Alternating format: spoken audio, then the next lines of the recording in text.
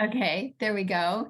And welcome to the Active Transportation and Circulation Committee. It started out as an Active Transportation Committee, and then it took over the transportation and circulation, traffic and circulation aspect as well. So we kind of cover everything here. Today I was actually asked to look into equestrian trail, so I haven't done that before, but I'll be doing that perhaps in the future. So I'm Deborah Howe. I'm the chair of this committee. I'm also vice chair of the Los Osos Community Advisory Council. I'm going to do a quick roll call of our committee members. Tom. Here. Lynette. Here. Okay. Jeff. Here. And then Trish Bartel and Jim Hale are not here, but I think Jim Hale will be joining us. So announcements. Does anybody have any announcements that they would like to make? Okay, so I have an announcement. Our next meeting is going to be in person. This will be the first meeting we've had in person since before COVID. And I don't have the location yet. I'm talking to Sea Pines. I'm also talking to the CSD about using their meeting room.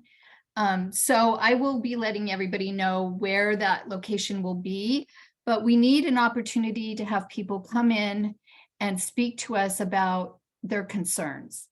And I'm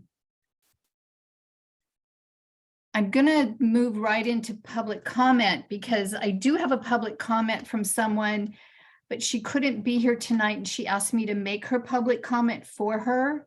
So before I do that, does anybody else have a public comment for items not on the agenda? Jeff, go ahead. Yeah, I just wanted to bring up the Fourth and Pismo issue that we brought up last month, something I've been kind of working with since pretty much January. It's a drainage issue, and it almost feels like we're going through a whack-a-mole. I know we got LOCAC is working the issue as well, but I think the problem we're now ending up with is it's getting passed around within the county without really understanding what the problem they're looking to solve. It's a simple problem. There's two drainage pipes. There's at least one, but I believe there's multiple ones that are plugged on a berm that actually leads into Sweet Springs, and those need to be cleaned. And when they're not cleaned, what happens is all of the water in that depression on the west side or south side backs up, gets onto the side of the road during the winter. And then actually this year it was backing into the road and compromising some of the road space. That is a bikeway and it's a pedestrian walkway. The problem now, what I'm seeing in the notes that I'm seeing in some of the email feedback, well, we sent an engineer out right now and it doesn't look like a problem. Well, it hasn't rained in a month and the county has gone out and cleaned it up after the rain. But the problem is you got to clean it up ahead of time. And during the rain said, well, we can't go work on it because it's wet and we might have snails. So we're still working that, but it's getting a bit frustrating. Yeah, I just wanted to make that comment. I'm still trying to work with him. I'm trying to get a hold of Josh now and just explain again what the situation is. I talked with roads manager yesterday. I actually still don't think he understands what the issue is, but he promised to go out and take a look at it. But unless I'm there showing him, I think he's going to walk away and say, well, we've done all we can do. So anyway, that's my point. Jeff, I know that part of the problem is that the drainage pipe is on Audubon property. That's part of Sweet Springs, right? Yeah, as I'm walking through it, I'm now questioning it. It is the entrance to Sweet Springs, but it's actually before their entrance, I don't know, gate, if you will, or fence or situation. And I actually starting to wonder whether it still is in county right away. It's kind of in that never land. And so it could be Audubon and it could be potentially county. All right, well, we'll keep working on that. We're not Yep. going to let that go because that is a big pathway for people to getting into Babewood. Yep. A lot of Okay. people travel there. Thank you. All right, thank you. Okay, so my public comment is for Bonnie Newman. She is a resident of Cabrillo Estates. Bonnie was trying to cross the road. I'm going to show some pictures from her that she sent me. Oh, if I can find them. Hold on a second.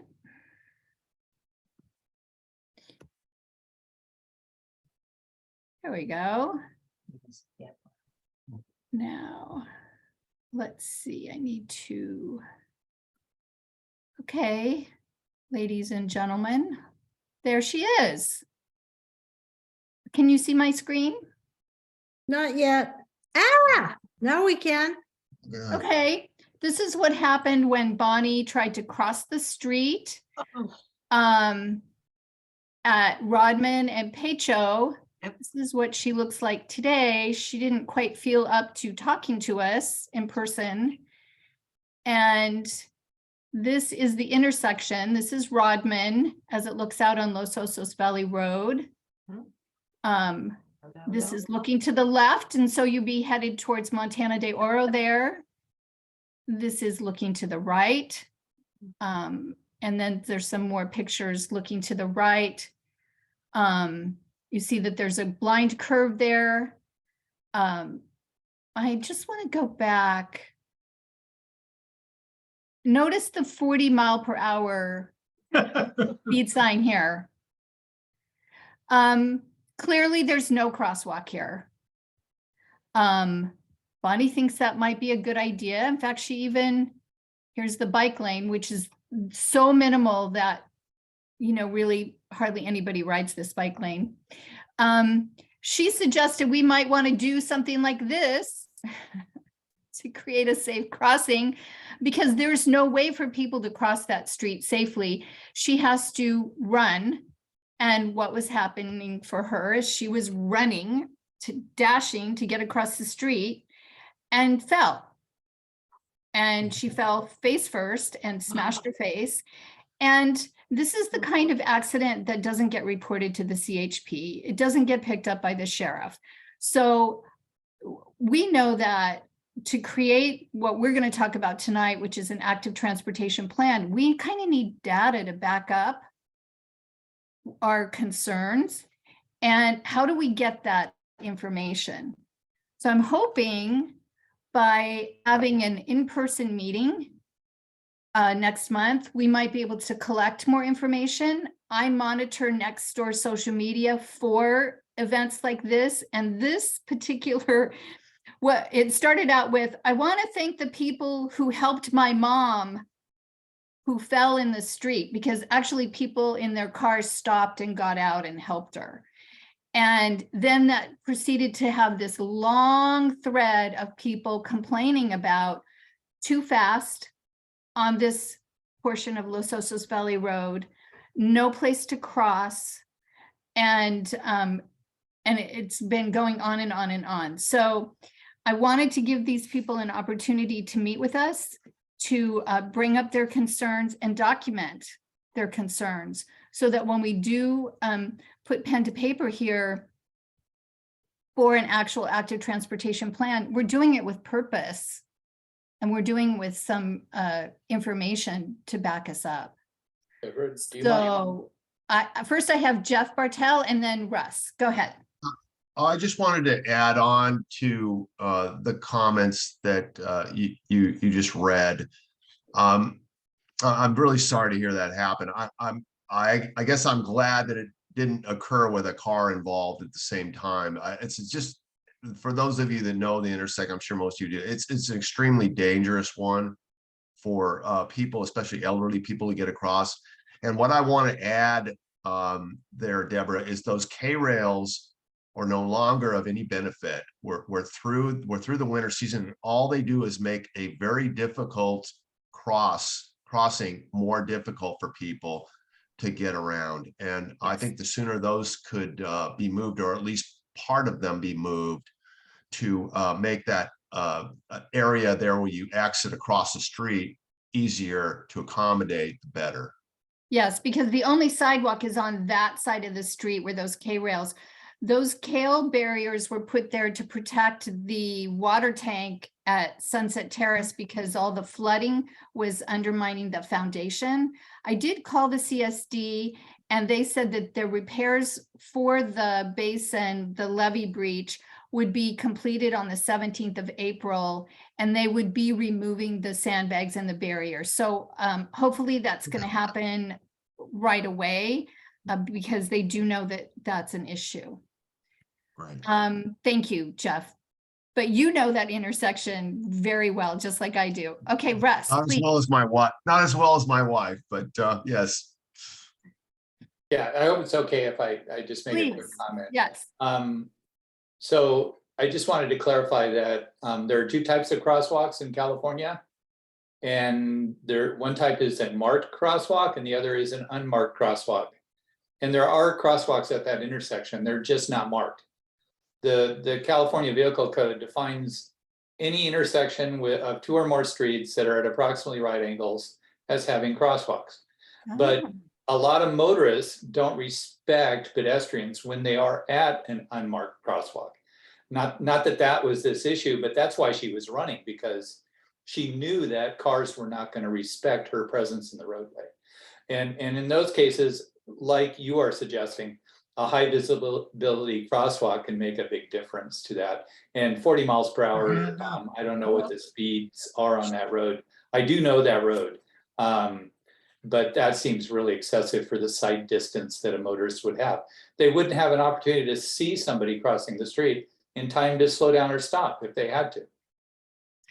And since you do know that street, if you were to go down closer to Vista de Oro where they had all the flooding, they do have a crosswalk there and nobody stops. The cars do not stop. For even if you're standing there, I have more than once seen people in the crosswalk and almost get run over because, again, it's 40 miles an hour. They're driving faster than 40 miles an hour. Right. We know how that goes, right? And so I've literally honked my horn to like wake up that person to say, hey, pay attention. So they don't have any flashing lights. They just have the painted crosswalk there and a sign. And we have the same completely problem in the ignored. city. Yeah, in Slow City, we have the same problem. In Yeah, certain so areas. Russ, I mean, we're just going to jump in here a little bit since we're on this conversation. Is it no longer acceptable to mound up a crosswalk or elevate it in any way? You can do an elevated crosswalk. That's something that the city has done. You can put in beacons. That costs money though. We're doing that right now, or getting ready to do that on South Street, where there is a crossing that kids use to go to school. And I've seen parents with their kids standing on the curb there trying to cross when cars are just going by. And that's a 40 mile, I think that's a 40 mile per hour section of roadway. And I was driving, and fortunately in my truck, I just stopped and everybody backed up behind me. And I get this big wave from the dad with the kids, and I'm going, you know, it's really sad that you have to feel grateful that I didn't run you down. I mean, it's just an attitude that many motorists seem to have, that they don't think about the pedestrians and the bicyclists. Yeah, that needs to change. We Yeah. want that to change here, certainly. Go ahead, Raise your Leah. hand. So it's very important that the county have some information on what happened to her. Do you know if any law enforcement showed up? Was there an ambulance? Did she go to the emergency room? Because if it's not in data collected by, in this case, the CHP or the sheriff's department, which I think would be unusual, it will eventually show up as an emergency room statistic. But I'm really concerned that this is going to go unnoticed. And since we only have a bicycle advisory committee and not an active transportation committee at the county level, that I still think that you should provide as much information as you can to Riley, who is the current staff, at least for the next week or two. As you know, we've had a revolving door there. And she seems very earnest and very interested in just say, I want to make sure you are aware of this pedestrian crash and what happened. And it depends on how much the victim wants to provide, because, you know, this is patient information, but just say the date, the time, and why she fell down, because this is such a very scary intersection and really needs a real a painted, visible crosswalk, and maybe some more study, because the county just doesn't come in and paint a sidewalk. They do all these studies and have to do all kinds of, you know, what's the traffic count, how fast is the speed. Obviously, there's a visibility problem. So it's not so simple, but having every single statistic counts. So something that at least needs to be provided to Riley. Thank you. Yes. LOCAC has provided the funding to do a Los Osos Valley Road corridor study. And so that's going to happen within they're already hiring staff to do this study. And I want to make sure they get all the information they need to do a really, really good study of this part. Okay. Yeah, Skip. Yeah, to add on to your data collection concept. A couple of years ago, we had the CHP and the city police come to the county BAC report on traffic accidents related primarily to bicycles, but also to pedestrians. And their numbers seemed pretty low because about a week before the meeting, the local paper here, the Tribune, published 5 years of statistics that came from the local hospitals. And they have in their database, one of the boxes they check is pedestrian or bike. So you can gather pedestrian and bike related injuries at the hospital level. I'll have to find the card for the person I talked with about this a couple of times. She's more than willing to give it out. But when you get these traffic reports from the city or the highway patrol, they only get the ones that they have. They don't get all the injuries that occur, like this lady that was crossing the road where there's no enforcement agency documenting it. So that's where you can get, in our case, I think there was a couple of dozen accidents and one fatality that the enforcement people provided, but yet we had over 500, I'm not kidding, 500 accidents related to bike and ped stuff that the hospital documented. Yeah. And it didn't have anything to do necessarily with the car. Excellent. Excellent. Yeah. Russ, did you have in this case, she crashed all by herself, which we bicyclists tend to do too, but it doesn't mean it's not important, because why did the crash occur? That's what's important. Right. Russ, did you have another comment? Well, yeah, just really quick. I don't know how much you want to know about this, but some Caltrans, for instance, doesn't like to paint crosswalks on roadways. And that's because they feel it gives the pedestrian a false sense of security. So they'd rather that you be fearful. So you'll be extra careful and you'll run across the road to keep from getting hit. It doesn't make a lot of sense to me, and maybe not to you either, but that's sometimes the mentality that exists when we talk about protecting pedestrians and roadways. Well, that's very interesting.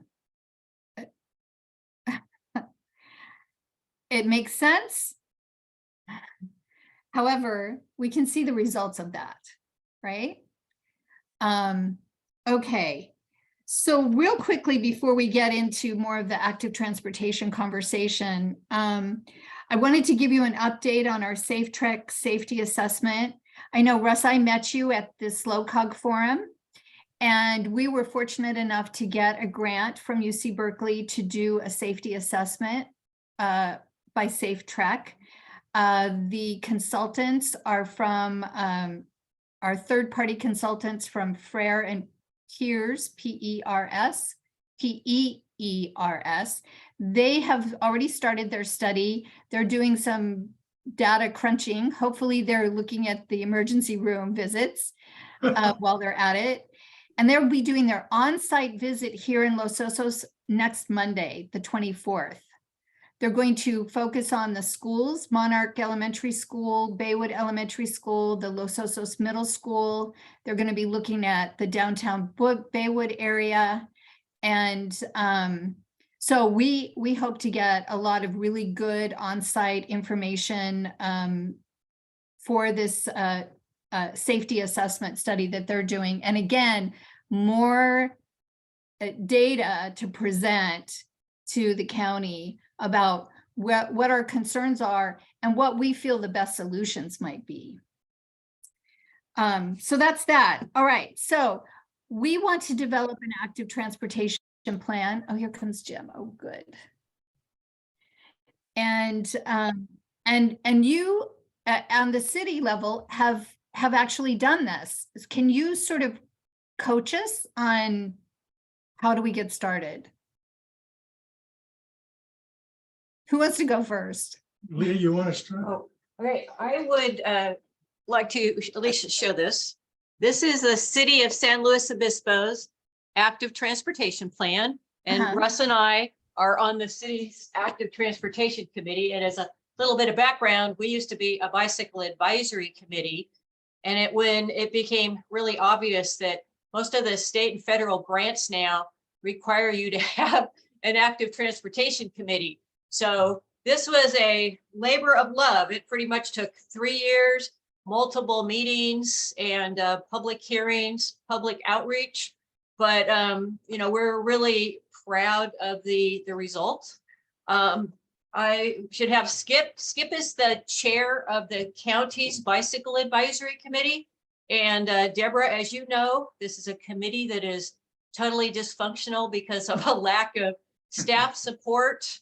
So for at least the last 5 or 6 years, none of the committee's recommendations were forwarded to the Board of Supervisors. So we're not sure if staff just stopped it. If it, you know, we don't know, but we're hoping that this Board of Supervisors will look into this. But the Bicycle Advisory Committee has been requesting an update of the bikeways plan for at least the last 5 years, the last 10 years, and it has gone nowhere.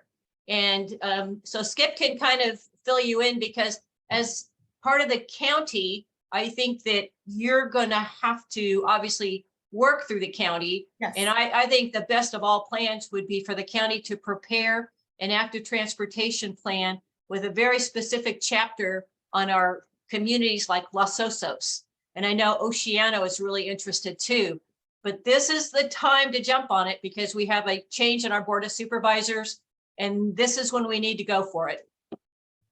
To a Yes, little more Skip. background, in transitioning from a traditional bicycle advisory committee, many communities have transitioned by developing an active transportation plan and having members that include bikes, peds, ADA, and transit. Okay, it's not just limited to pedestrians and bikes. Part of your project that you come forward to get grants should have as many of those bullets in their project to give it points, whether it be the overall active transportation plan or a simple pedestrian crossing for ADA and bikes and peds going to school. So one of the things that you're going to run across, and there's a lot of detail that we don't have time for, but one of the things is the membership of the committee in transforming the city's bicycle advisory committee to an active transportation committee. There was, at least in the case of the city of San Luis Obispo, they didn't have money or a budget to have separate advisory committee for heads, bikes, ADA, and transit. They wanted to put it all in one house. And then they said, well, what are we gonna do with the makeup? Well, in most cases, even the existing members of the city bicycle advisory committee already walk, they already bike, and they already take transit, and some of them have relatives that are in wheelchairs or electromotive vehicles or whatever.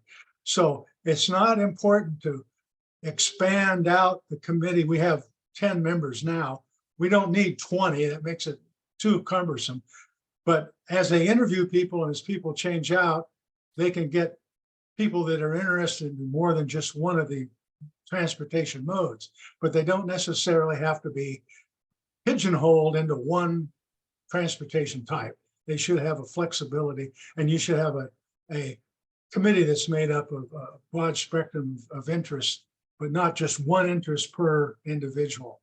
And Okay. the other thing, of course, is budgeting.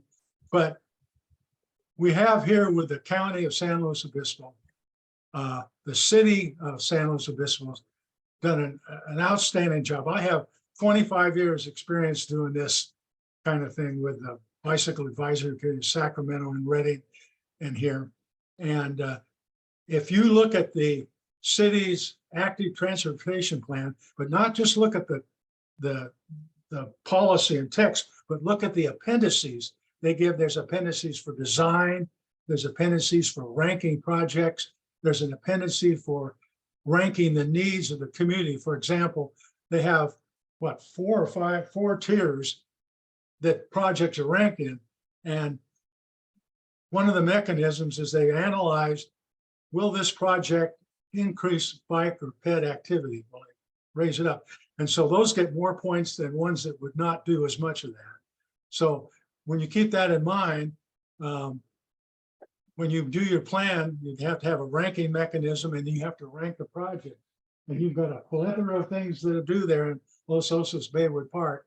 And you're going to have to come up with a big, long list and then throw them out and then pick on the ones you think are the most important, and then be able to have some kind of ranking mechanism and then rank them and put them in some kind of order. So this is a big issue, and Jeff Krebs has brought this issue to my attention, the ranking.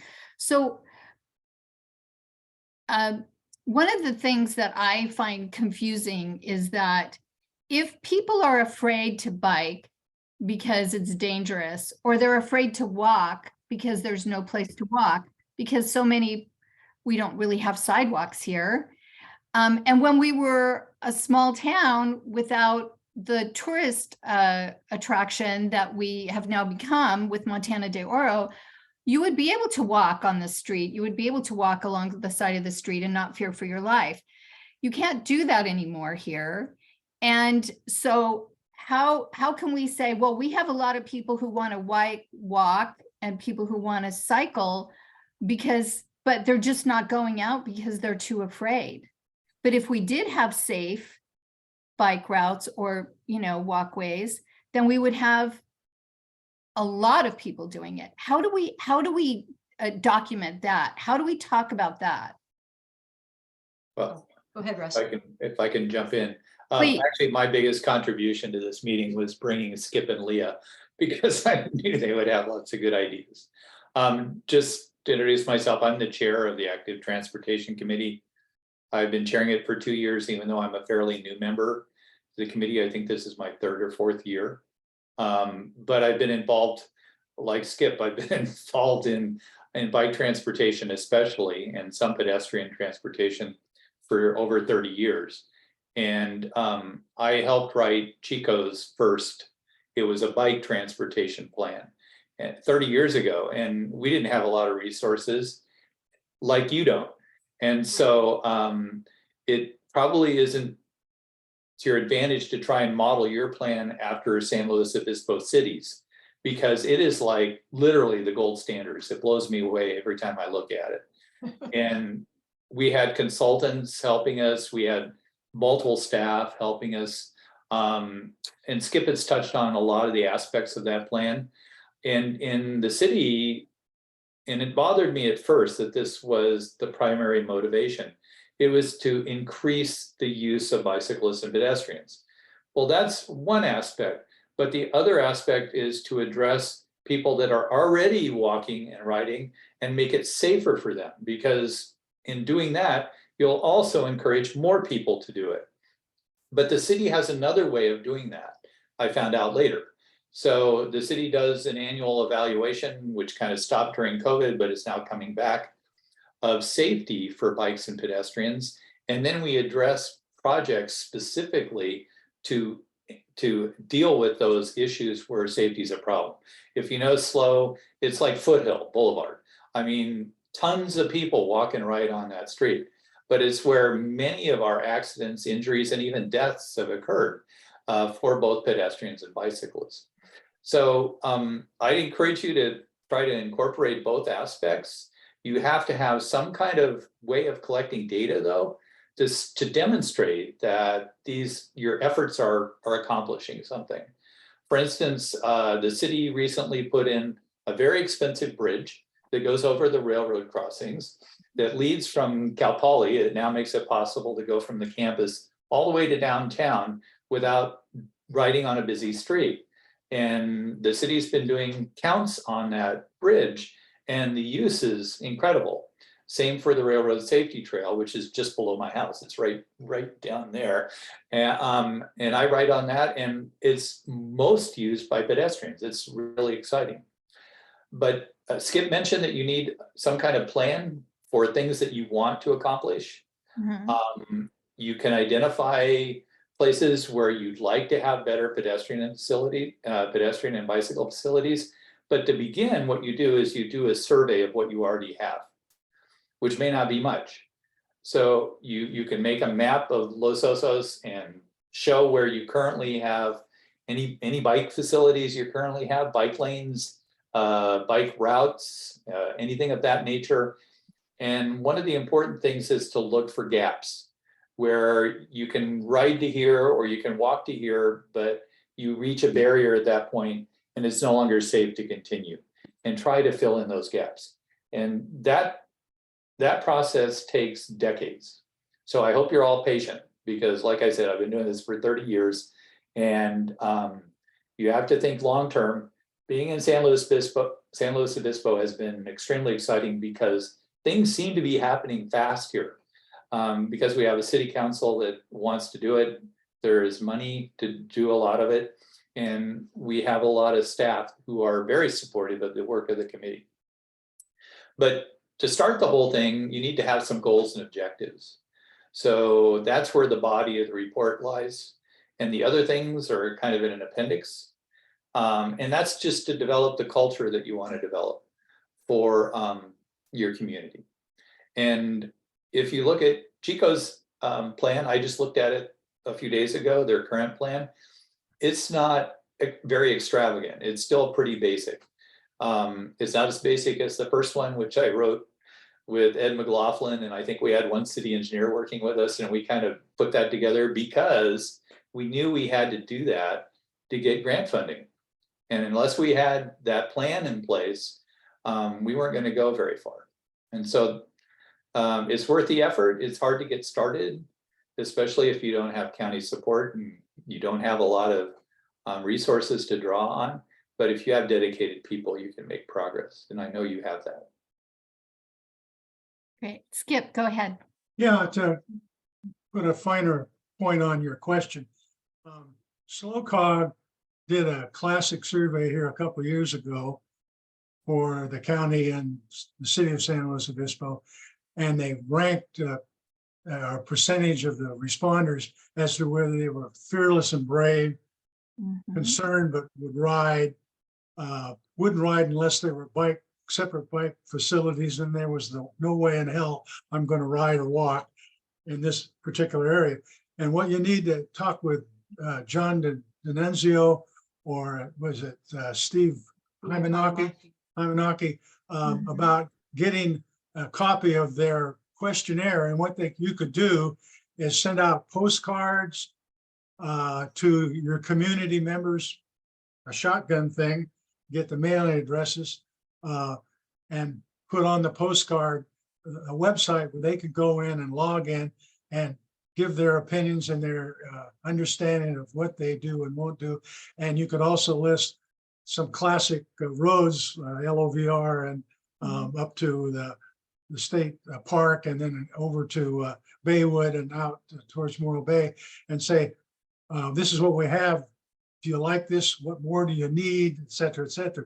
But that's how you get your numbers from the locals. And it takes time, as Russ said. Go ahead. What I'd like to say is, since you're in the county, as you may or may not know, the County Department of Public Works has been absolutely decimated its staff was lured by Caltrans with higher wages and a better work environment. Mhm. And so they are trying to fill the many positions that were vacated.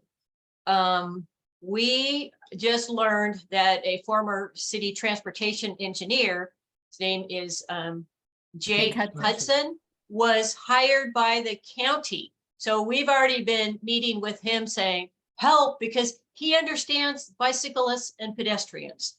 And a lot of these engineers are car people. And so I think that Jake's probably already overwhelmed, but the first thing he said is, this bike plan is so old, what happened? And we're trying to fill him in. So number one, I believe, Deborah, you and Skip need to set up a meeting with Bruce Gibson. I don't know what happened at today's Board of Supervisors meeting, but even if they adopted a new map, I don't know when Los Osos will have an official supervisor again. But he, I think, has agreed to still represent you.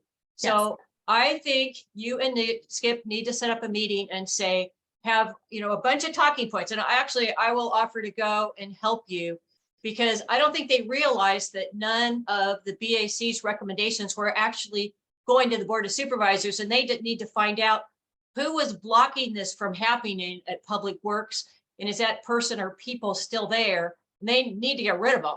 You need to have somebody who recognizes that not only Los Osos, but unincorporated areas really need much better active transportation for safety and to increase the number of bikes and peds.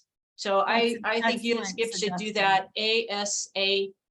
Excellent Yeah. suggestion. I'm totally on board with that. We will definitely want to sit down and work that out, Skip. Yeah, Yes, well, just get a meeting with Bruce and I'll show up. okay, You guys I can do need to that. coordinate, but I also, I think Russ is really correct in that, you know, you already have your committees. And if you have a meeting, say, please come and tell us where you think we need better bike and pedestrian facilities. And they'll come and and they'll tell you.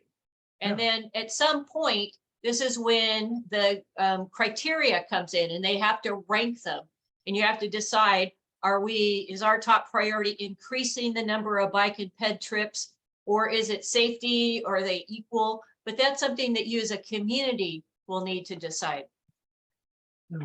Deborah, Okay, so I let me speak to this before we lose this. I want to stitch together a couple of things here, because I feel like we have potential momentum here. First of all, we have the Safe Trek study that by June, I'm going to say by June, we should have the results of that study, which will give us some hard data. And we also have the Los Osos Valley Road Corridor study that Jake Hudson is in charge of. And he and I have been already talking. Hey, Jake, okay. Right?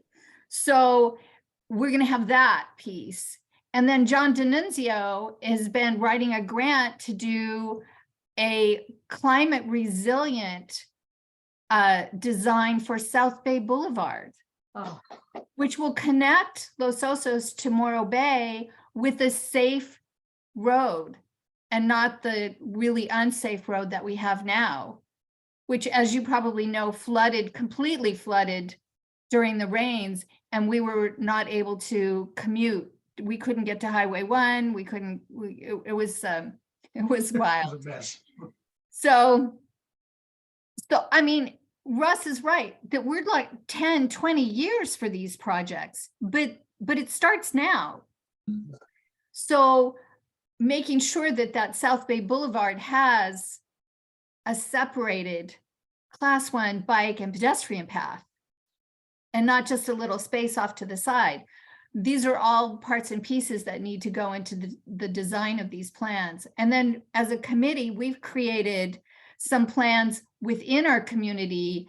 And I think I presented to the Bicycle Advisory Committee about our core loop, where we connect the commercial areas to the downtown areas, and we do it for bikes and pedestrians. So we're stitching these little pieces together so that hopefully we can create that vision of what we want, which is a community that's friendly to people on bikes who like to walk, whether they're walking their dogs or just going out for a walk or going for a hike, and still accommodating the tourist traffic that it's not going to go away. No. It's just going to go more and more. Go ahead, Skip. Yeah, so to gather your information to help you move this forward, at one of your routine LOCAC meetings, you should have an open house to invite the public to come that are interested in bike peds and 88 facilities. And you put a big map up, get the county or somebody to get you a big map of the area, shows all the roads, the schools, not all the houses and everything, but just the names of the roads, and put it up on the wall. And you give each person like 5 sticky notes and say, write your need or your want or your desire on the sticky note and stick it on the map or adjacent to the map. If they, and then you can also give them dots for where you want to, green ones for bike lanes, red ones or blue ones for pedestrian facilities, or another color, yellow ones for a crosswalk or whatever. So where they want these things. And so you get an idea of not only what they want, but where they want it. Oh, And that's a that good, well, I worked can do really that well next for the month. city.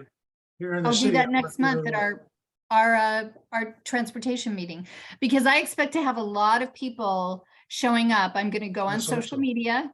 I'm going to say, this is an open meeting, please come. And I've already got, I have emails and emails and emails from people because I put on Nextdoor. I said, if you have an issue, contact me. And all of a sudden I started getting all these emails from people talking about their, just even going to their mailbox and Yeah. getting their mail.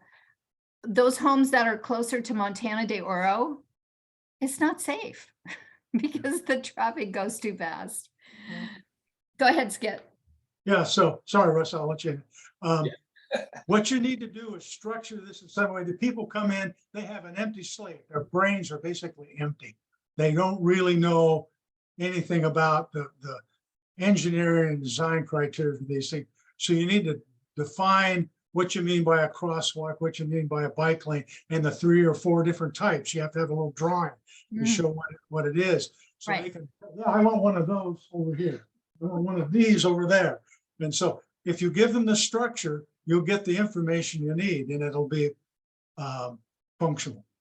Okay, great. Okay, Russ. Russ, I just wanted to make an observation. You seem to be at a very important time in your community. You may have political will to back you up. It sounds like you have an engineer at the county who not only understands active transportation, but wants to help you, provide it to your community.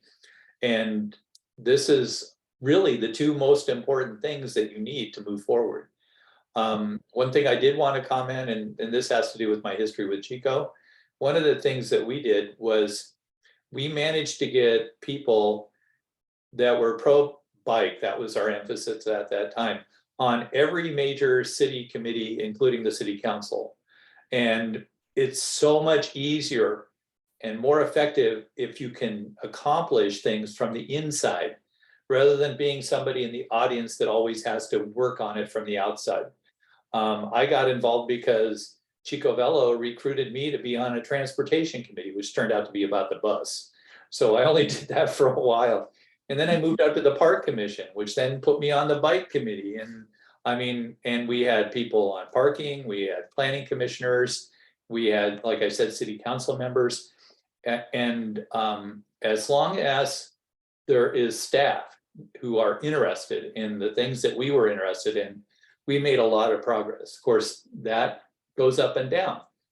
I think right now, well, actually, one of the guys that accomplished so much for Chico took a job here in San Luis Obispo, and he didn't stay here very long. He's now in the Channel Islands as the public works director. But if you can get all those pieces together, and it sounds like you're right about there, you can get a lot done in a relatively short period of time. Instead of 30 years, it might only take 10. Leah. So I have a suggestion. You're very lucky that John D'Annunzio lives right there in Los Osos. He is, he loves his community and he knows how to put on meetings. He knows how to collect public comments. So I would suggest, and I really think we need Bruce Gibson's buy-in as early as possible. We need his support and we need him to encourage Public Works that they need to play with us, because in the past, we've had somebody who has been stopping communication between Public Works and the Board of Supervisors. So that needs to stop. So I suggest that you, Skip, and I, and anybody who wants to join with John D'Annunzio, we should have a little brainstorming session on what do we want to talk to Bruce about? What do we want to ask him? And, be as specific as possible, because we need his support to Okay. make Yes, this we do. happen. Yes, we do.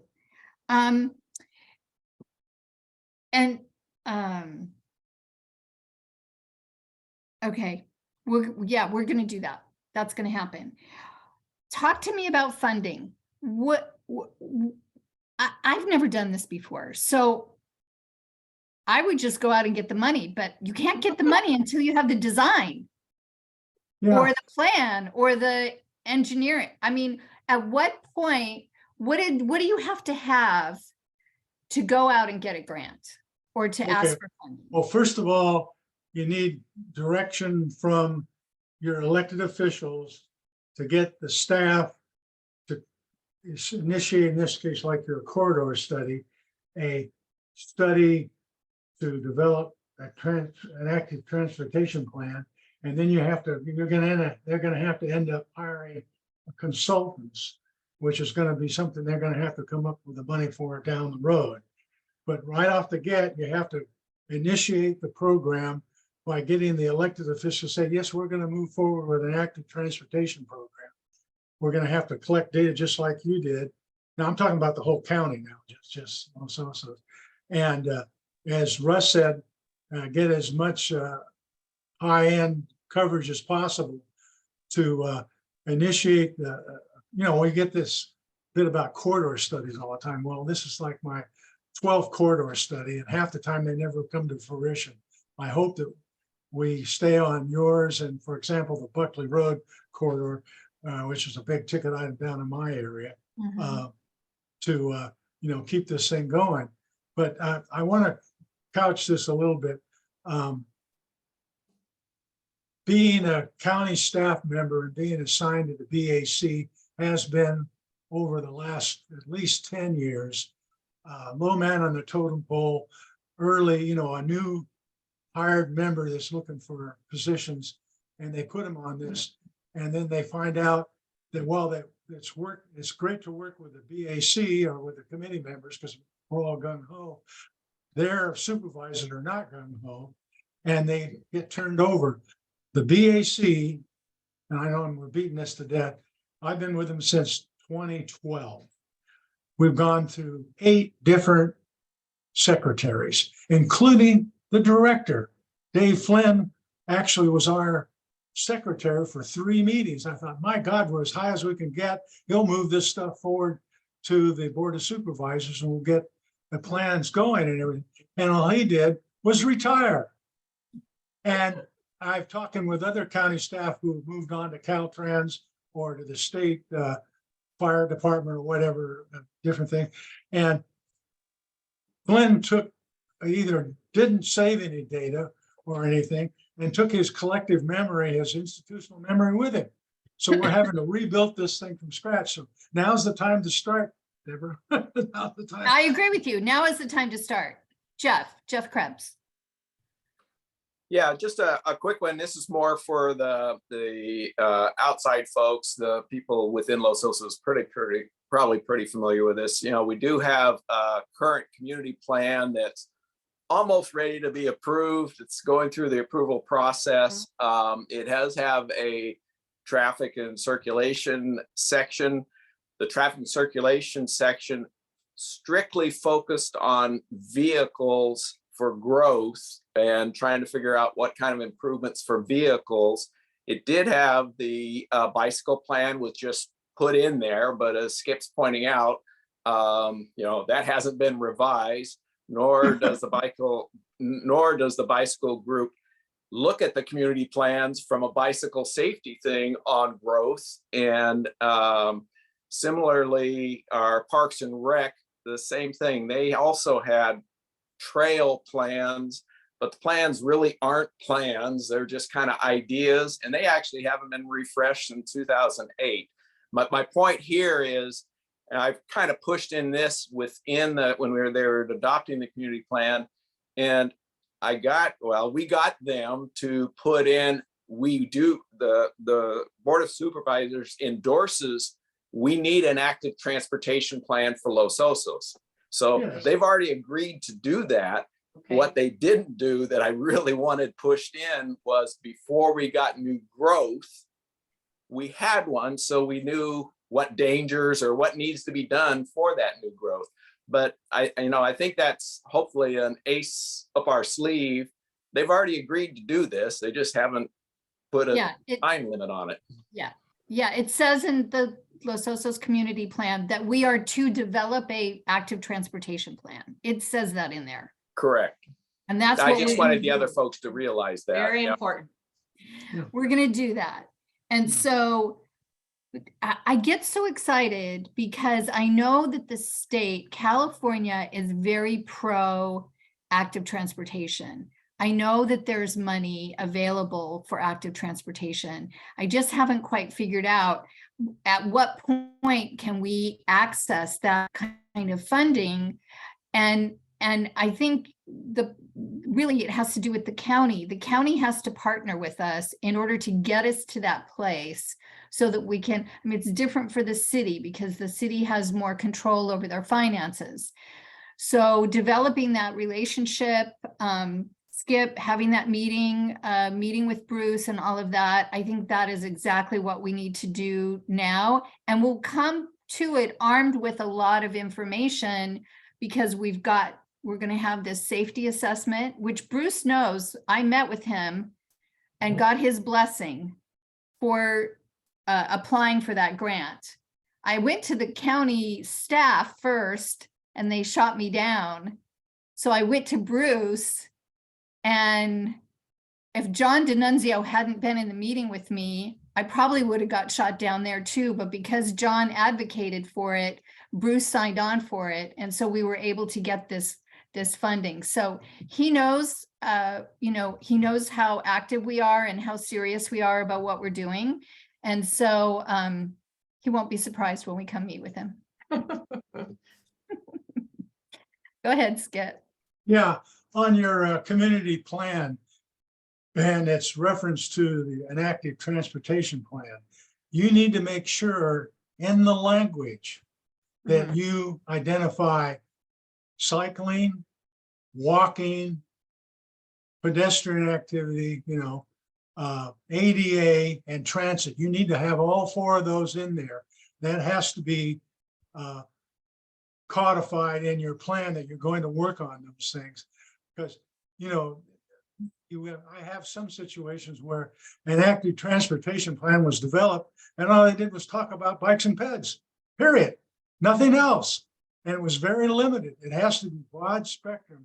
The plan has to demonstrate the community's desire. And when you go for these grants, and this is where you go to the state website, to the California Transportation Commission, and look under the ATP grant program, and you'll see there's literally hundreds of millions of dollars there, but it's very competitive. And if you don't have as many of the things you can check off and get your points, if you don't get at least 85 percentile or 85% of the points, you're going to fall off the bottom of the list of the top probably 40 or 50 that get money every year. So you need to look at that California Transportation Commission ATP grant program. And there's a cycle every year, and there are a lot of people every 2 years, excuse me. And that's what that's all about. Okay. And just a quick clarification on transit. It's no secret that the transit in Los Osos is underwhelming. I think I'm being kind there, but a lot of this has to do with make sure it's safe to walk and to bicycle to the transit stops, because all of the buses now have bike racks. But I think John D'Annunzio is a very crucial part of all this.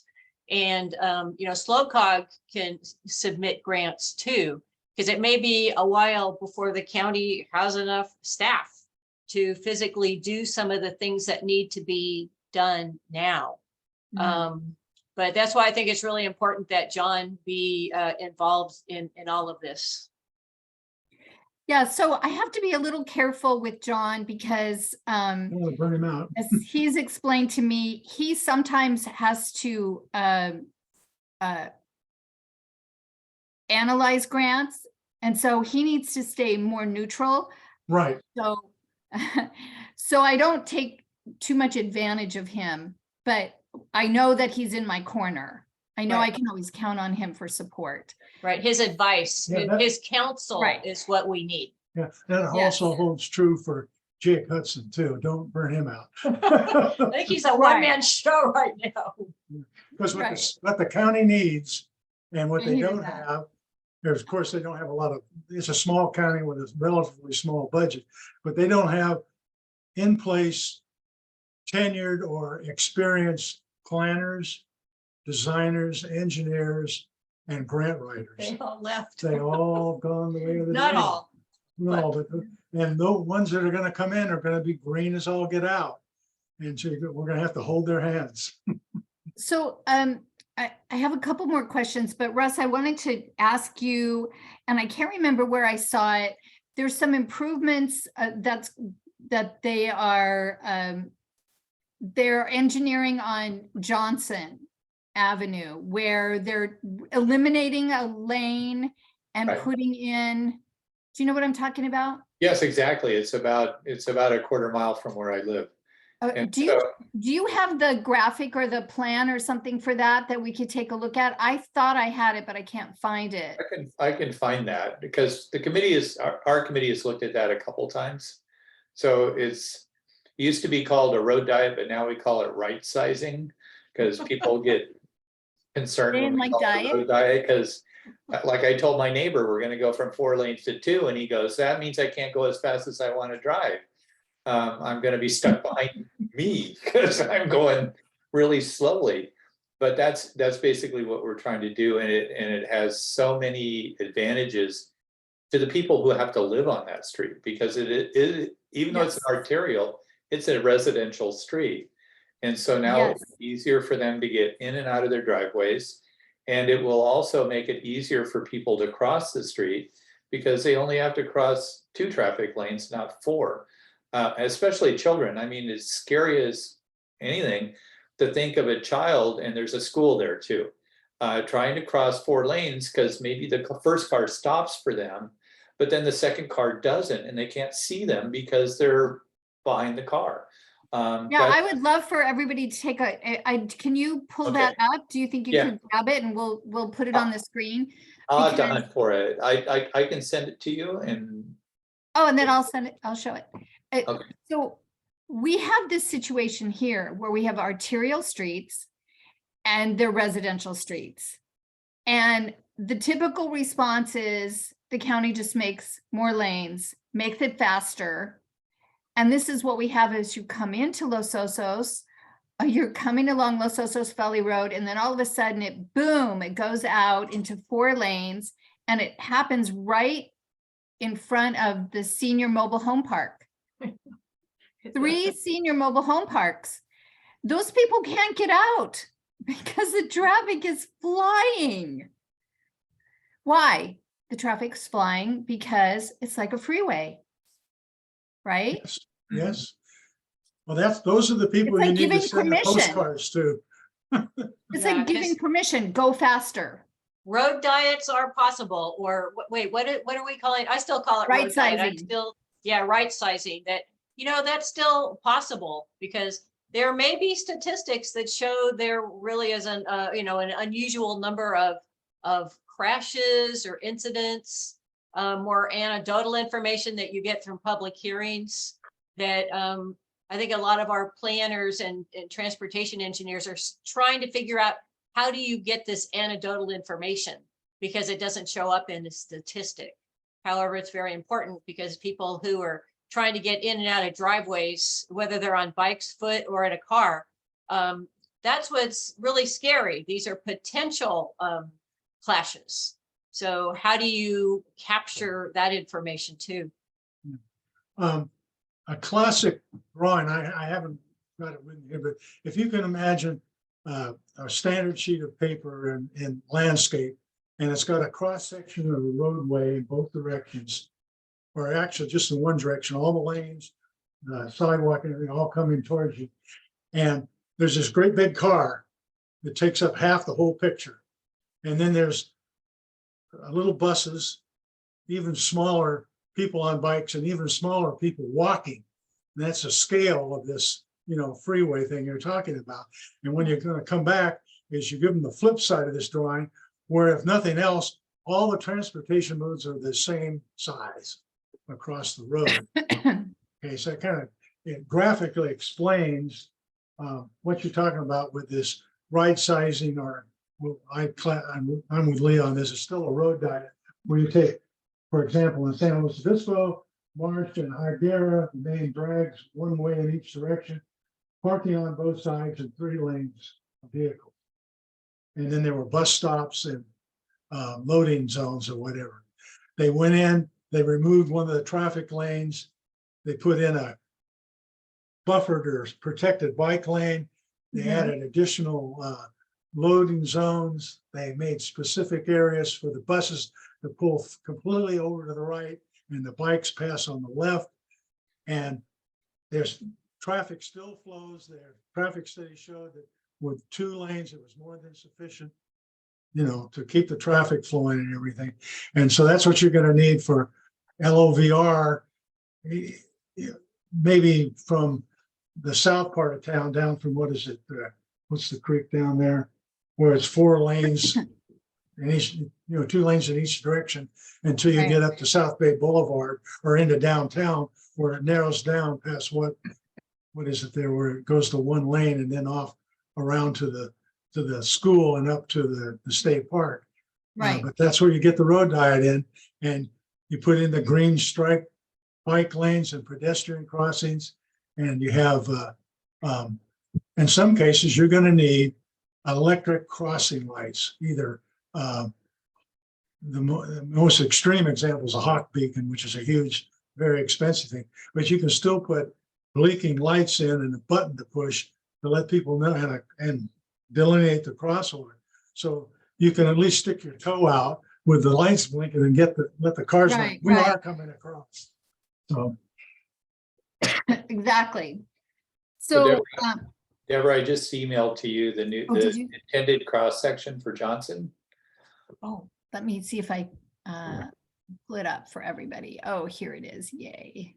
Yeah, I think this is really great, and I want everyone to take a look at this. And the other advantage to doing the road diet is that we're hoping it reduces vehicle speeds. And that allows the city to reduce the speed limit, because the speed limit is typically set at the 80th percentile, though there is some play in that now with some new laws that have passed at the state level. It's what, 80, say that again? 80th percentile. So if you want to enforce your traffic speeds using radar, which nobody wants to pace anymore to write tickets, it's too dangerous. So they use radar, but to do that, your speed limit can't be lower than the 80th percentile. Okay. And that's how they ended up raising speed limits instead of lowering speed limits. Exactly. Because everybody goes so fast. Right. And Johnson has the problem where the 80th percentile is, I believe, higher than the speed limit. Yes, it is. Yeah, it's very high. And so by forcing everybody to follow each other in a single traffic lane, that should be very effective at reducing peak speeds, which is the problem. So No, Russ, essentially thank you here, for the graphic. Russ, why don't you talk us through this? They essentially took away lanes here, right? Well, they took away traffic lanes. So right now, Johnson is 2 traffic lanes each way. So it's a 4-lane highway. It has minimal bike lanes on each side. So what the city's going to do is take away some parking take away 2 traffic lanes and be able to put in a buffered bike lane on each side, so there will be separation between the bike lane and the traffic lane, as you can see, the hashed out lines. Mhm. And then there's a center left turn lane that means people can pull out of the traffic lane instead of having to stop into the traffic lane if they want to turn left into their driveway. Mhm. And they can also pull out of their driveway into that left turn lane instead of having to try to get up to speed and pull into the traffic lane immediately. And so there's also, like I mentioned, a school nearby, and there is a crossing that we would like children to be able to use to go to school. Right now it's seldom used. It just has a flashing yellow light, but we're going to put in a pedestrian activated flashing light. And by only having to cross 2 car lanes instead of 4, it should be a lot safer environment for pedestrians, including children. Mhm. Yeah, Yeah, especially if they're riding bikes. I wanted to add one thing. Thank you, Russ, for the graphic. It's perfect. But yeah, there's one more factor you want to put in, I want to put into this. This is not a level road. This section we're talking about is 5% plus Yeah. in some areas. And so bikes going up the hill right now are traveling very slowly or having to walk their bikes on the sidewalk because they can't go up the grade, and coming down the grade on the other side, they're doing as fast as the cars in some cases. And so part of this buffer thing is going to help protect these bicyclists from the cars, primarily because of the differential in speed. The other thing that the city is doing is they're shrinking the car lanes. So they're making them very narrow. I can't remember if these are 12-foot lanes. 11. Probably 11. Well, they Yeah, show even 10. 11. They Yeah, show so 10 That's here pretty on your narrow. graphic. That's pretty narrow. 10 is Yeah. about as minimal as it gets. Oh, that's 10 feet. It says it right there. Yeah, right. So part of this is to try to make the motorists feel uncomfortable. So they feel a little bit unsafe, because that will make them be more attentive and drive slower. The problem is people anymore in cars feel so safe because they have airbags and everything else that they don't think very much about their own safety. And we need to kind of encourage them to do that. Not just, and hopefully that'll help the safety for the people outside the car. Now, I would point out too, a 10-foot lane is fine for a car because most cars are somewhere between 8 and 7 feet wide, maybe even narrow in some cases. But you have a bus or a semi-truck and trailer rig, which is a full 8 feet, it only gives them a foot on either side of that 10-foot lane. So they have to stay in their lane, or they're going to be either riding in the median divider, or they're going to be straddling the buffered bike lane. Okay, It's Dave called and traffic Bev? calming. Dave and Bev, go ahead. Yeah, it's Dave. I just wondered regarding the city, they have the same problem with business districts versus areas that aren't business districts, like in Los Osos, where because the several businesses are inside of one building, the county only counts it as one building, sorry, as one business. So the area in front of Ralph's, for instance, doesn't count as a business district. That's why it's got a 35-mile-an-hour speed limit instead of a 25. Well, I can't answer that one. Well, I know that a lot of times it's the business communities that fight these kind of plans, because their number one priority is sometimes parking. They think all of their folks want to park in front of their establishment. And, you know, and again, any of these plans, you're going to have pushback by some people who are absolutely devoted to the car as the center of the universe. So it's not, you know, this is not easy. So I know that the Chamber of Commerce in San Luis has been very, very supportive of making the city more bike and pedestrian friendly.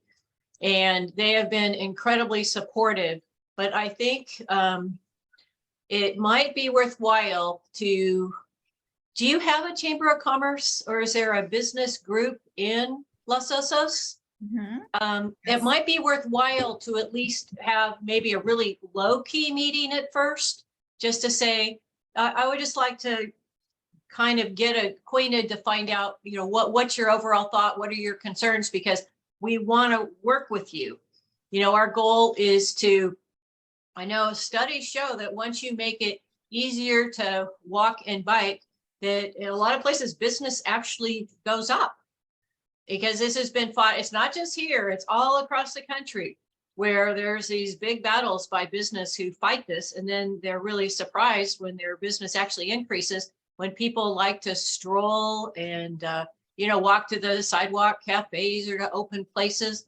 So it just will require, I think, some initial outreach to try to figure out how to deal with them. And let me check with somebody with the Chamber of Commerce and find out if he's available to talk to you guys, because he used to be his name's Dan Revoix, and Dan was the executive director of Bikeslow County, and then he was actually a city council member for 4 years till he figured out that when you have little kids and you're an elected official, it doesn't work very well. So let me contact Dan and ask him if he has some suggestions and who to talk to before you get too deep in this kind of thing, because the last thing you need is for the business community to come out and say, we're against all this. You want them as partners. You want this to succeed for them too. So I'll check with Dan and see what his suggestions are. Good point. Thank you for that. And one thing that we have to acknowledge, okay, let me just make this comment, Jeff, and then I'll go to you, is that right now, Los Osos is a no growth area because of our water situation. But if that should change and there would be some large development here, people would be flocking here. We want to have these things in place before that happens. And we want to have concessions from these developments that incorporate our concepts of active transportation. So we really want to get, have our act together here and be proactive. Go ahead, Jeff Krebs. Yeah, I've taken quite a few notes on a lot of the components. I really appreciate the input both your two groups have put forward. But a couple things that are coming to mind. Okay, so we're looking at the more comprehensive. We've got to put all these pieces together. Aspirationally, we're looking at 10 years for a plan if we can get things going.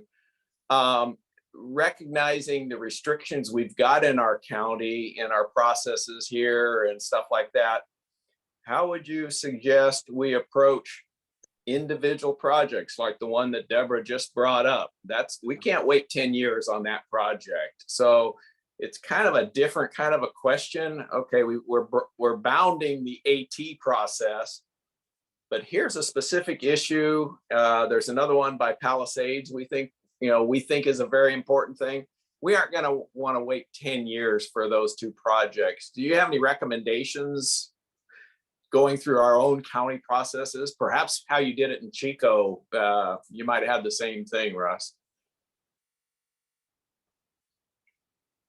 It always took 10 years in Chico. that was fast. I mean, I waited, I don't know, 30 years to get some bike routes through the campus.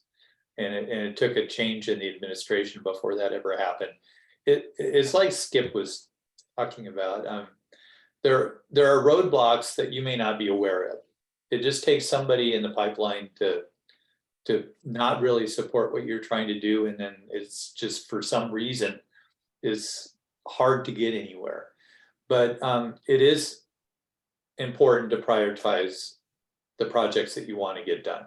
Yep. And that way, the more critical ones you can get done faster, hopefully in less than 10 years, hopefully in a couple years. And we're trying to do that in the city. We've moved pretty quickly on South Higuera because we see that as a vital bike and pedestrian route. And it's going to have a lot of bike facilities, but it also is going to have many more opportunities for pedestrians to cross the street. And this is a problem with a lot of heavy traffic streets. How far do you have to walk to get to a safe place to cross the street? And that creates a situation where people just want to run across or do something like that. But it requires planning. And Deborah, I wanted to comment just on one thing that you said. It is always easier to get the facilities in before the development goes in, because otherwise you're always trying to shoehorn that stuff in, and that's always harder. Yeah. So you're Yeah. very wise to think in that way. Thank you. I just Go ahead, wanted Maria. to remind you that the planning department staff was also decimated by We know that. retirements. And there's a lot of very green folks who don't know a lot. I think what I'll also add to my list is to contact the longtime planner who retired pretty recently to see if McMasters. Steve Steve McMasters. McMasters. And you know, how you get what you want is through mitigations. And it all has to do with ultimately the board of supervisors, what they're going to require the developers to do. You obviously have a community plan, but your community plan is very car oriented. So this will probably take, you know, someone who's really going to closely follow every single project that's proposed in Los Osos.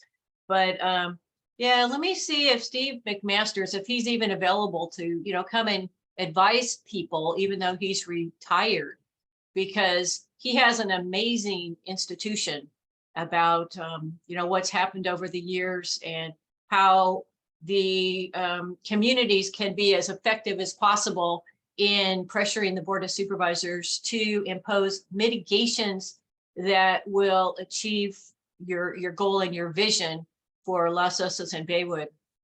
So I'll add that to my Great. list too. Okay, make a note. Yeah, Skip. Yeah, I want to kind of dogpile on Russ's comments about how long it takes. Lee and I were in Sacramento for 23 years working for the state.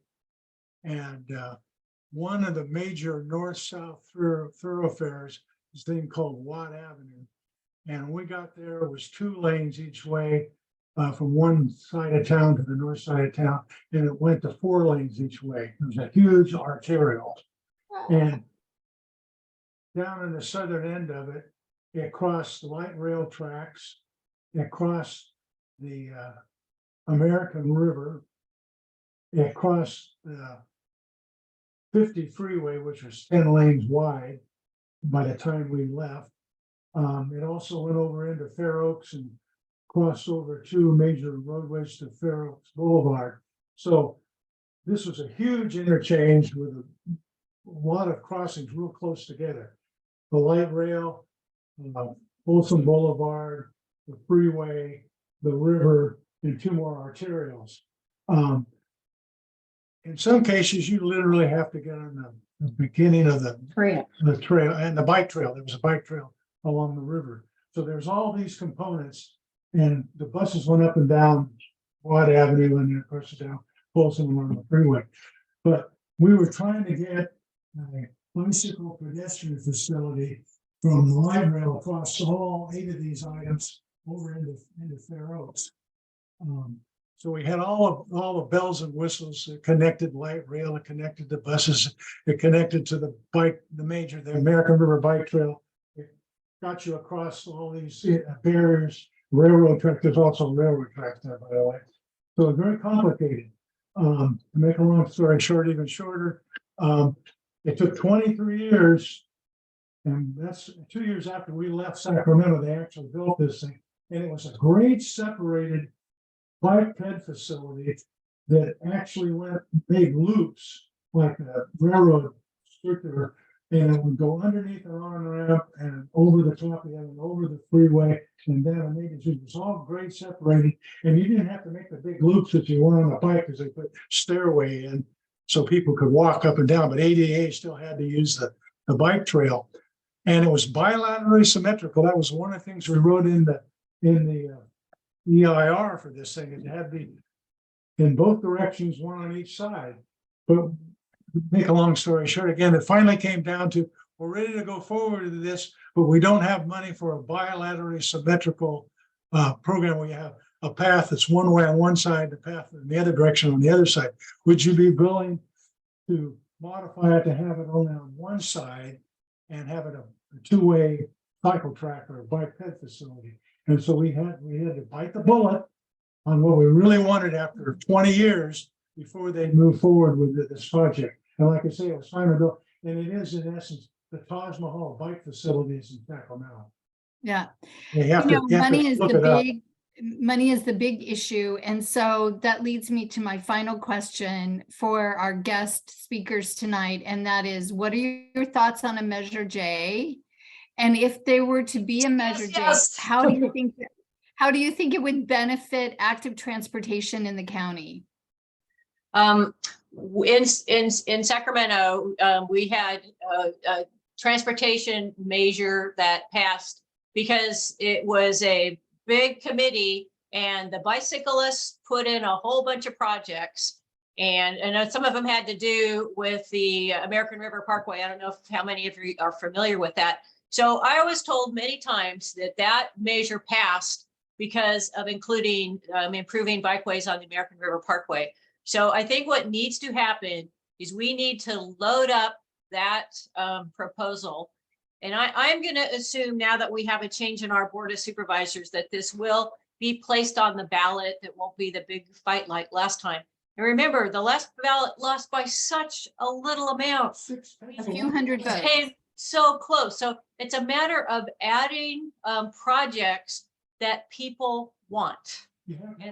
And it's a lot of campaigning, and you have to tell people, unless you vote for this, we need you to come out and vote, it's not going to happen.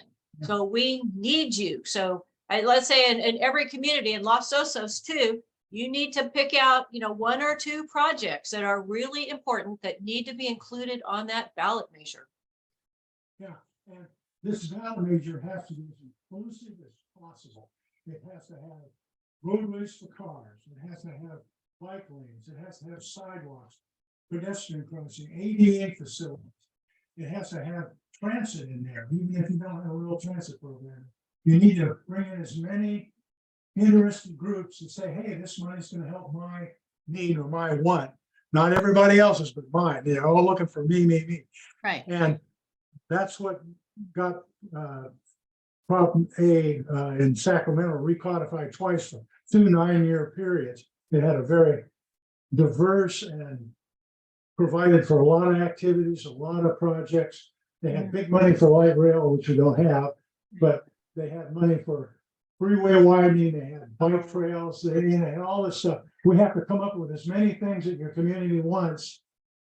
No freeway widenings. Not freeway No, widening. we want a lot of things. So Russ, do you have any comments you'd like to share? Just something I've been wanting to comment on is that in the city, we've got these things called quick build projects. And I'd encourage you to try and identify some of those.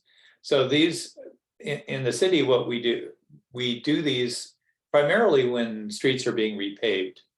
So that's an opportunity to go in and just put some paint down or simple things that aren't very expensive. And people notice those things, especially if it happens in their neighborhood. And so that's a good way to get attention and doesn't cost a lot of money. So you paint some bike lanes, you paint some crosswalks where you need them. And it does require some study and some outreach so that the people who live in the area where you're doing these improvements support them. Otherwise, you're just creating problems for yourself. But we address the committee, the Active Transportation Committee in SLO. We look at these every year and we alternate between arterials and residential streets. We just finished this last summer residential streets that have been identified in certain neighborhoods that needed improvement. And now we're going to address some arterials coming up. Does your funding come out of the general fund from the city? Is that where your money comes from? A good portion of it does. We do get grant funds for the larger projects like South Higuera. And we do have some extra tax money that comes in that the city makes use of. A lot of it for AT projects. Yeah, the voters have approved 2 increases in the sales tax, and it was For the city. for the city, and it was worded to be general, so it would pass by just the majority, because these things are really tricky in terms of how wide of a win do you need. But the city was said, this is how we are going to spend the money. And then they established a committee to make sure that the city is in fact spending that money as they said they would. So I think that those are some of the safeguards that can be placed on this measure. And I know since the last one failed by such a small margin that there was still a big learning curve on how to do the next one better. So I think that, you know, all the different community groups are going to need to be involved in what is this measure going to say? And what kind of projects are going to be pretty much promised in each of the unincorporated areas. Right. Okay, well, I think we're almost to an hour and a half now. Does anybody have any more questions or comments that they'd like to make before we wind up this evening? I just wanted to say thank you for inviting us, and that, you know, I first became aware of Baywood Park in Los Osos when I was a little kid, when my grandparents retired there. So I have spent a good part of my life visiting my grandparents, and I love that area. You know, I liked it when it was small and wonderful, but it is what it is. And I'm so proud of you guys for wanting to preserve what is so special about that place. Thank you. Thank you so much. Yes, we're wanting to do that as well. Jim. I just wanted to say thank you to Skip and Leah and Russell. It's been very educational to hear what you've gone through, the planning that we need to up our game and get attention for these issues that really revolve around safety first and foremost. So thank you very much for coming tonight and participating. I appreciate it. And keep in mind, glad to help. somebody who drives all the time has to get out of their car sometime. And so then they're walking. That's right. All right. Well, unless there's anything more, I'm going to let everyone go, and thank you for your time this evening, and stay tuned for the location of our meeting in May. It will be an in-person meeting, and it should be very interesting. Thank you, Deborah. Thank you. Okay. Okay. Bye-bye. Bye. Thank you, Deborah. Okay, bye.